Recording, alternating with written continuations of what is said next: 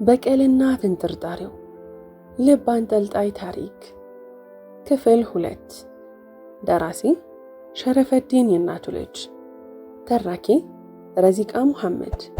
ለቻናላችን አዲስ ከሆናችሁ ላይክ፣ ሼር እና ሰብስክራይብ በማድረግ ቤተሰቦቻችን እንድትሆኑ በታላቅ አክብሮት እንጋብዛችኋለን። ከሌሊቱ 11 ሰዓት ላይ ከመኝታዬ ተነስቼ እማዬን ተሰናበትኩኝና ወደ መናኸሪያ አመራሁ። ከጅማ ወደ አዲስ አበባ ለመጓዝ በዝግጅት ላይ ያሉትን ባሶች ቃኘት አደረግኩኝና የጎን ቁጥር 45 ተብሎ የተለጠፈበትን ባስ እዛ ላይ ተሳፈርኩ። አዎ ጅማን ለቅቄ እየወጣሁ ነው። ያንን አረመኔ ላገኘው አግኝቼው ተንከትክቼ ልስቅበት። እኔን ካላባት እናቴን ካለ ባልና ልጅ እንድትኖር ያደረጋትን አውሬ መኩሪያውን አግኝቼው ቅጣቱን ሬሳውን ልሰጠው እየሄድኩለት ነው። የጅማ ገጠራማ ክፍል ላይ ደርሻለሁ። ብዙ ሐሳቦችን በውስጥ እያመላለስኩ ድንገት ዓይኔ ከመንገዱ ባሻገር ከርቀት ከሚታዩት በደብና ሸነንጌብ ከተባሉ ድንቅ የተፈጥሮ ስፍራዎች ላይ አረፈ። በዳብና የተሰኘው ጥቅጥቅ ያለ የቡና ማሳ ሲሆን ይሄው ጫካ ለብዙ ዘራፊዎችና ወንበዴዎች ምሽግና ከለላ ነው። ለተጓዦች ደግሞ አንዳንዴ ስጋት፣ ሌላ ጊዜ ደግሞ ኩራት ነው። ስለ ሸነንጌቤ ብዙ ማለት አይጠበቅብኝም፣ ምክንያቱም ብዙ አርቲስቶች አቀንቅነውለታል። ጥቀስ ካላችሁኝ አንጋፋውና የሙዚቃ አባት ተደርጎ የሚወሰደው ጥላሁን ገሰሰ እንዲሁም ጌቱ፣ ነፊሳ አጫሉና የመሳሰሉ ጥቂቶቹ ናቸው። ብዙ የፊልም ዳይሬክተሮች ራሱ ለፊልማቸው ውበትና ድምቀት የሚመርጧት ቦታ ነች። ውስጧን ላያትማ ከጅማ ንቅንቅ አልልም ማለቱ አይቀሬ ነው። የጌምቤን ፏፏቴን ያየ በመደመም ውስጠት ሆኖ አቤት የፈጣሪ ስራው በማለት አፉን መያዙ አይቀርም። ብዙ ማለት ይቻላል። እንዳው በደፈናው የሀገራችን ዋና ሀብት የሆነው ቡና መገኛ በመሆኗ የውጭ ምንዛሬ ምንጭ ናት። እየራቅን ስንሄድ ሁለቱም የጅማ ውብ ጫካዎች ከዓይኔ እየደበዘዙና እየጠፉ ሄዱ። እኔም ወደ ራሴ ተመለስኩ። መኩሪያውን እንዴት እንደምደመስሰው እያንሰላሰልኩኝ ጀንበር ለማንቀላፋት እየዳዳት ልትጠልቅ ስትል አዲስ አበባ ገባሁ። ወደ አራዳዎቹ ሀገር ሸገር ከተንኩ። ሳይመሽብኝ ትንሽም ቢሆን ወደማቀው ሰፈር ፒያሳ ጎራልኩኝ። እንደ አቅሜ አልጋ ያስኩና ጎኔን አሳረፍኩት። የሚረብሸኝን አእምሮዬንና የማያልቁ ግትልትል ሐሳቦቼን ግን ማሳረፍ አልቻልኩም። ብቻዬን ማውራት ጀመርኩ። ጠያቂው ራሴ፣ ምላሹም ራሴው። እዚህ ሰፊ ሀገር ላይ እንዴት ነው ፈልጌ የማገኘው? ስለሱ ምንም የተሟላ መረጃ የለኝም። በእርግጥ አዲስ አበባ እንደሚኖርና ከአባቴ ጋር አብረው የተነሱትን ጥቂት ፎቶዎች ይዣለሁ። ባገኘሁት ምንድን የማደርገው? ልገድለው ነው? የለም፣ ሞትማ ለሱ ረፍት ነው። ምድር ላይ እያለ እንዲሰቃይ ነው የማደርገው። ለእያንዳንዷ ለሰራት ግፍ በህይወት እያለ መክፈል አለበት። አባቴ ላቡን ጠፍ አድርጎ ያካበተውን ንብረት ከእጁ ፈልቅቄ ወስድበታለሁ። አዎ እሱ ብዙ ሀብት ስላለው በብዙ ጠባቂዎች ተከቦ ይሆናል የሚኖረው፣ ግን አያቅተኝም። አንተ ጨካኝ አረመኔ፣ ልክህን ታገኛለህ፣ ያውን በቅርቡ። ክፍሏን በጩኸት አናጋሁት። ሰውነቴ በላብ ተዘፈቀ። መንዘፍዘፍ ጀመርኩ። ስለ መኩሪያው ሳስብ እንዲህ ያደርገኛል። መላ አካሌ ከቁጥጥሬ ውጭ ሆኗል። ለጊዜውም ቢሆን ከጭንቀቴ ለመገላገል ወደ ውጭ ወጥቼ መራመድ ጀመርኩ። ጥቂት እንደተጓዝኩኝ የመሸታ ቤቶችን አየሁ። ፒያሳ እንግዲህ በማታ እንደምትደምቅ የማይካድ ሐቅ ነው። የሚጨፍርና የሚደንስ ይበዛል። በኤሌክትሪክ መብራት ላይ የሚንጠላጠሉ ወፎች ሳይቀሩ ላባቸውን እያማቱ የሚጨፍሩ ይመስለኛል። እኔም እዚህ ክፍል ውስጥ ብቻዬን በሐሳብ ከመፈነዳ ብዬ አንድ ሁለት ልል ደመቅመቅ ወዳለበት ገባሁ። ከለር እየቀያየረ ከሙዚቃው ምት ጋር እኩል የሚንቦገቦገው መብራት ዓይኔን ወጋኝ። ለጊዜው ዓይኔን ቢያስጨፍነኝም እየቆየው ለመድኩት። ጥግ ላይ ተቀምጬ ቢራዬን እየተጎነጨው ሰውን መቃኘት ጀመርኩ። የሰከረው ሞቅ ያለው ሁሉም ያብዳል። በሚችለው የጭፈራ ስልት እየተነሳ ይወረገርጋል። ሴተኛ አዳሪዎች ገንዘብ ያላቸውን ያባብላሉ። ብጣቂ ልብስ ገላቸው ላይ ጣል አድርገው በመጠጥ የናወዙ ወንዶችን ያማልላሉ። እውነት ለመናገር አለባበሳቸው በጣም ያስጠላል። ታዲያ ይህ ሁሉ የሴት ወንድ ትርምስ እየተመለከትኩኝ ሳለ የሁለት ሰዎች ማለትም የገዥና ተገዢ ጭቅጭቅ ትኩረትን ሳበው። ሰውየው እሺ ቆንጂት፣ ለአዳር ስንት ታስከፍያለሽ? ልጅቷ በቅጽበት ጥምጥም አለችበትና ጉንጩን የመዳበስ ያህል እየሳመችው 500 ወረድ፣ አሪፍ ምሽት እንድታሳልፍ እረዳሃለሁ አለችው። ሰውየው ከአንገቱ ላይ እጇን መንትፎ አላቀቃትና ለነገ ጧት አንድ ልጅ ካደረሽልኝ እከፍልሻለሁ። ከት ብላ ሳቀችና ምን ማለት ነው ደሞ ትስቂያለሽ ብሎ እየተበሳጨ ጥላት ሄደ። በዚህ ንግግሩ የተበሳጨች የምትመስለው ልጅቷ እስከ በሩ ድረስ ተከተለችውና አንተ ችጋራ በዶላር ያልኩህ መሰልህ እንዴ ውዳቂ አለችውና ተመልሳ የጀመረችውን ቢራ ሻት ማድረግ ጀመረች። እኔም ትንሽ እስክትረጋጋ ጠበቅኳትና አስጠራዋት። እንደመጣች ወየኔ ቆንጆ ብላ ታፋዬ ላይ ተቀመጠችና መጣ አጠገቤ ተቀመጠች። አንዳች ስሜት ሲወረኝ እንዳልሳሳት አልኩኝና ፊት ለፊት ካለው ወንበር እንድትቀመጥ ነገርኳት። ከደቂቃዎች በፊት የነበረው ብስጭቷና ንዴቷ ጠፍቶ ፍጹም ሌላ ሰው መሆኑ አስደንቆኛል። ለነገሩ ወዶ አይደለም፣ የስራው ባህሪ ነው። ብዙዎቹ ወደዚህ ስራ ፈልገው እንደማይገቡ አውቃለሁ። እረ ምን ማወቅ ብቻ እውነትም ነው እንጂ መቼስ ፈልጉት ክብሩን የሚያረክስ አይኖርም። ፈልጋው በወንድ የተቋሸሸችና እየተሰደበች በደስታ የምትሰራ የለችም። ብር ስለፈለገች ብቻ እንደ ባሪያ እንደፈለገ እንዲያሰቃያት የምትፈቅደው ወድ አይደለም፣ አማራጭ በማጣቷ ቢሆን እንጂ። እሺ ቆንጆ ምን ይምጣልሽ? ሊዘባነንብኝ ነው። ቢራ ይምጣልኝ። ጀለሴ አዳር ወይ ሾርት ነው የፈለግከው? አዳር ነው። የምትፈልጊውን ዋጋ ከፍልሻለሁ። የመች ጀለሴ። እንግዲያውስ የዛሬው ልዑሌ አንተ ብቻ ነህ። እንደፈለግክ ትሆናለህ። ስምሽ ማን ነው? ኮስተር አለችብኝ። ሰውየው መርማሪ ያጫውተሃል ልበል? እኔም ከዚህ በላይ ላናድዳት ስላልፈለግኩ ምንም አይነት ጥያቄ ስለራሷ አላነሳውባትም። እኩለ ሌሊት ላይ ተያይዘን አልጋ ወደ ያስኩበት አመራን። ክፍሌ ደርሼ መብራቱን እንዳበራሁት ጭፈራ ቤት በሚንቦገቦገው ዲም ላይት ምክንያት ያላስተዋልኩት ውበቷ ፍክት ብሎ ታየኝ። አቤት ወጥ ማድረግ ነበር ታስብላለች። እድሜዋ ወደ 24 ገደማ ቢጠጋ ነው። ሲበዛ ቀይ ናት። አካላዊ ቁመኗ አይነገርም። በጣም ታምራለች። ረዘም የሚለውን ፀጉሯን በአንገቷ ዙሪያ ስለነሰነሰችው የበለጠ ውበቷን አጉልቶታል። አንድ የመታጠቢያ ቤት ደርሼ ልምጣ ብላኝ ሄደች። እኔም በመጠጥ የዛለ ሰውነቴን ለማሳረፍ በጀርባዬ ዘፍ ብዬ ወደኩ። ከትንሽ ቆይታ በኋላ ተመለሰች። ግን ሙሉ እርቃን ገሏን ነበረች። እንዳዩዋት ደንዝዤ ቀረሁ። ከዚያማ ምኑ ይወራል። እኔ ይህችን ዓለም ለደቂቃዎች ተሰናበትኳት። በዚህ መሃል ግን ተው እንጂዮ እናትህን ትወድል።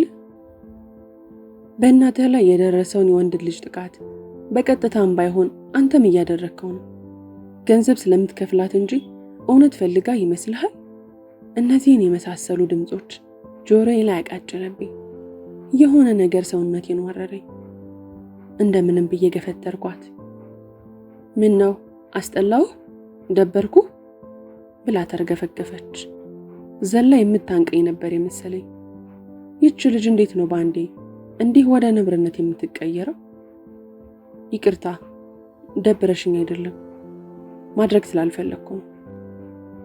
እንድሮም ወንዶች ሰይጣኖችና አረመኖች ናችሁ። በል ሌላውን አምጣ፣ ጊዜን ሳልሰራበት በከንቱ አቃጠል አለች። የወዳደቁ ልብሶቿን ከየቦታው ለቃቅማ እየለበሰች። እንዴ ወዴት ነው?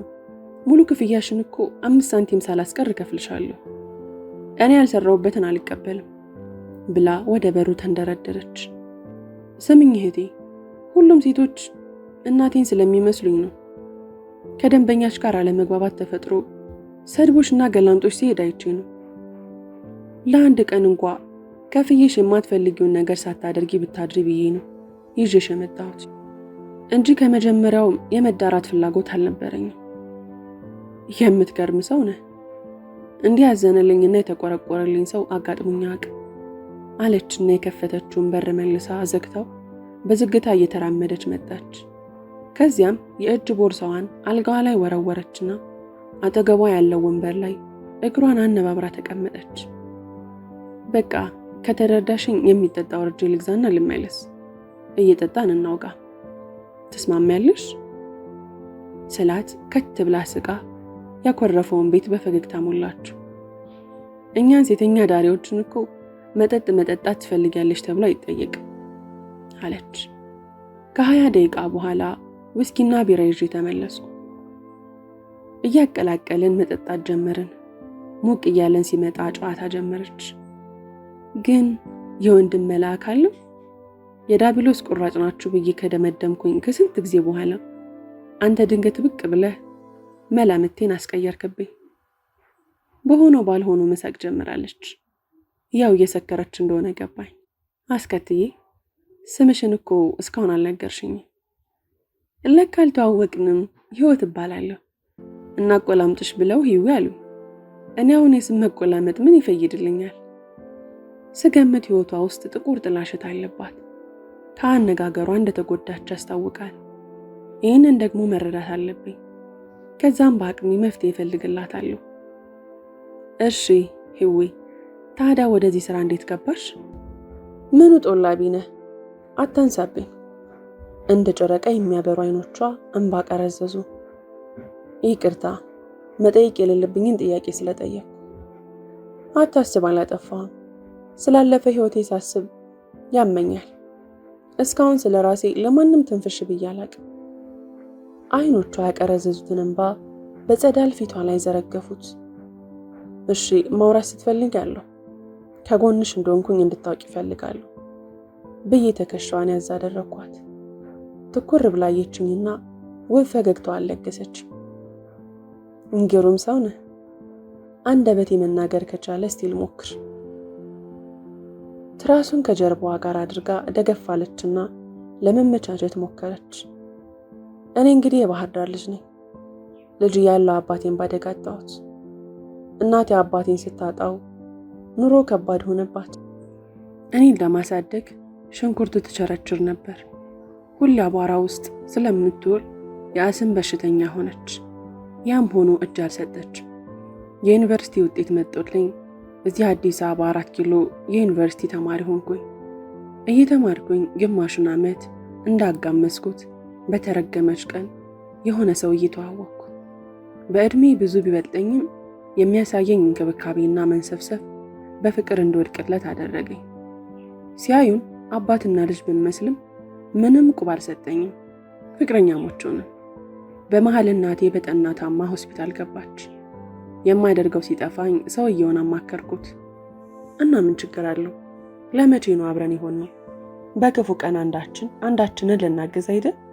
ያንቺ እናት እኮ ለኔም እናት ናቸው አለና ቼኩን መዥረጥ አድርጎ ካለምንም ማንገራገር ጻፍ አድርጎ ሰጠኝ። ነገር ግን እናቴን አሳክሜ ስመለስ አብሬው እንዳድር ጠየቀኝ።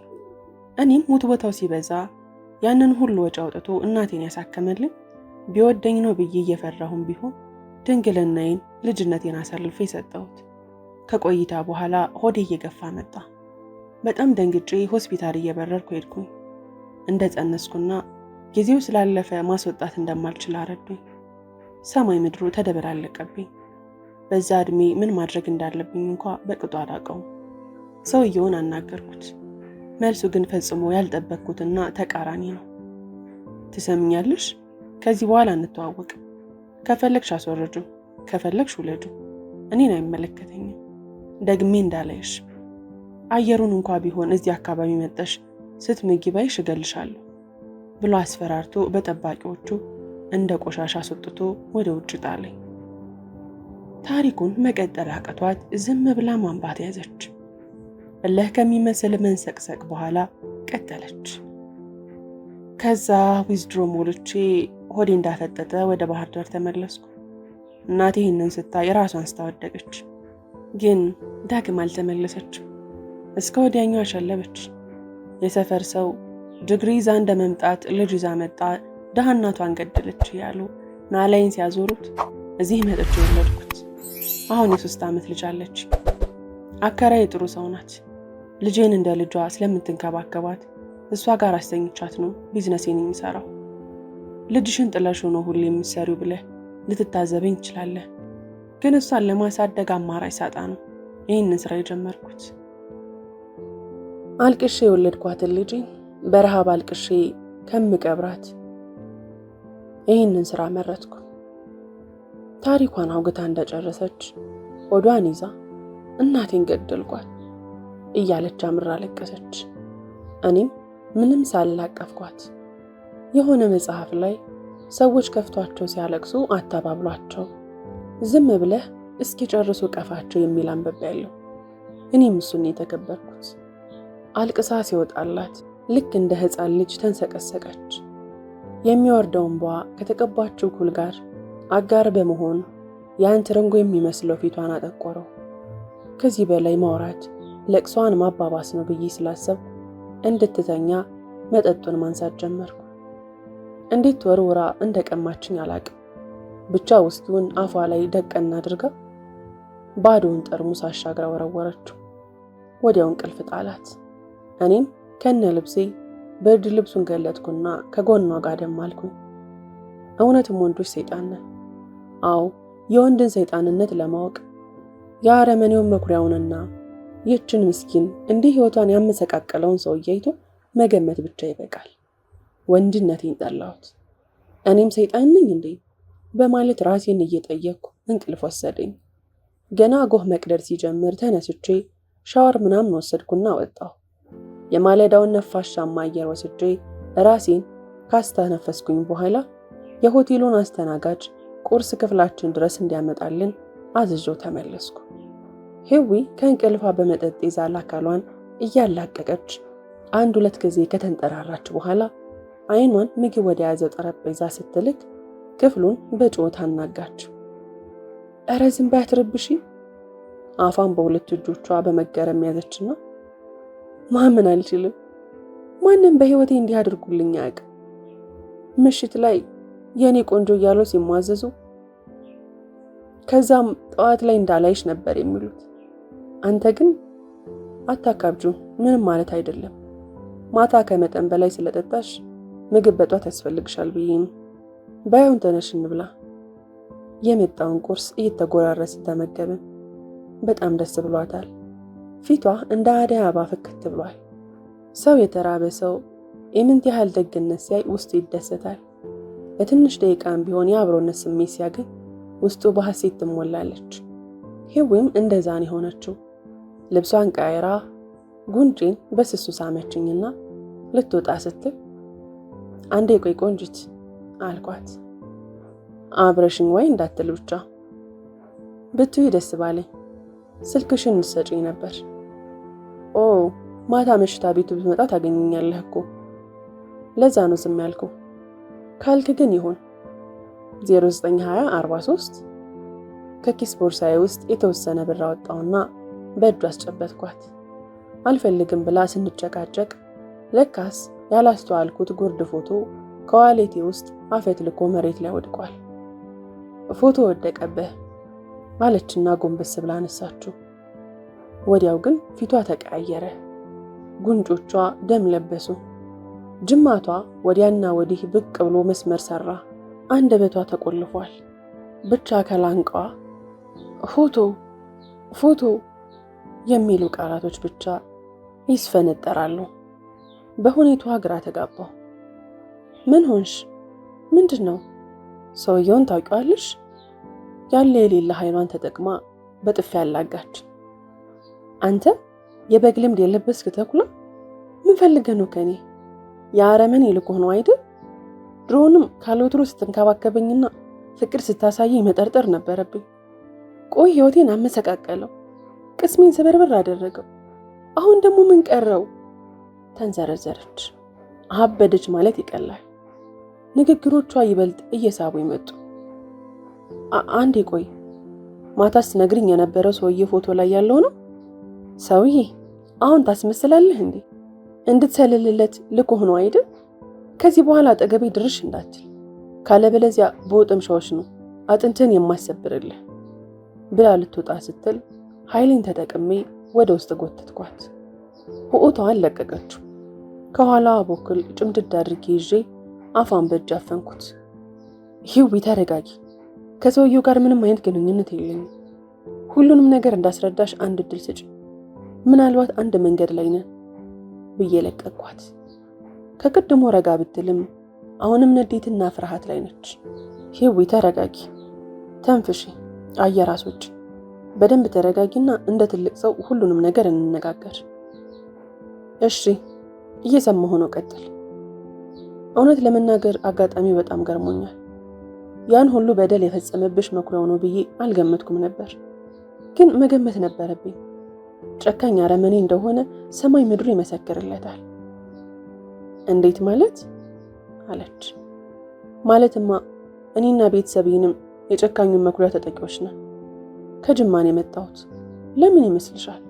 ስንት ኪሎ ሜትር አቆራርጬ መምጣቴ መኩሪያው ለፈጸመብኝ በደል ሁሉን ነገር አንድ በአንድ ላስከፍለው ነው። ምንድን ነው የምታወራው? ለምን ዙሪያ ጥምጥም ትሄዳለህ? እንድታምነኝ ስለፈለኩ ናይ ብዬ እጇን ጎተትኳትና ሻንጣዬ ውስጥ ያስቀመጥኩትን ትልቅ ፎቶ አሳየኋት። ግራ በመጋባት ስሜት ውስጥ ሆና ምንድን ነው አለች። ይሄ እንደምታውቂው መኩሪያው ነው፣ ይሄ ደግሞ ወላጅ አባቴ ነው ብያት መኩሪያው ቤተሰቤ ላይ ያደረገውን ግፍና መከራ ከመጀመሪያው እስከ መጨረሻው አንድም ሳላስቀር ተረኩላት። ፊቴ በእንባ ታጥቦ ነበር። መጣ ተጠመጠመችብኝ። ፈጣሪ ሲረዳኝ ባላሰብኩት ሁኔታ ባልገመትኩትና ባላቀድኩት ነገር ላይ ተጨማሪ ረዳት እጄ ላይ ጣለልኝ። ለሷም እንደዛው። ክፍል 3 ይቀጥላል። ታሪኩን ከወደዳችሁት ላይክ፣ ሼር፣ ሰብስክራይብ ማድረጋችሁን እንዳትረሱ።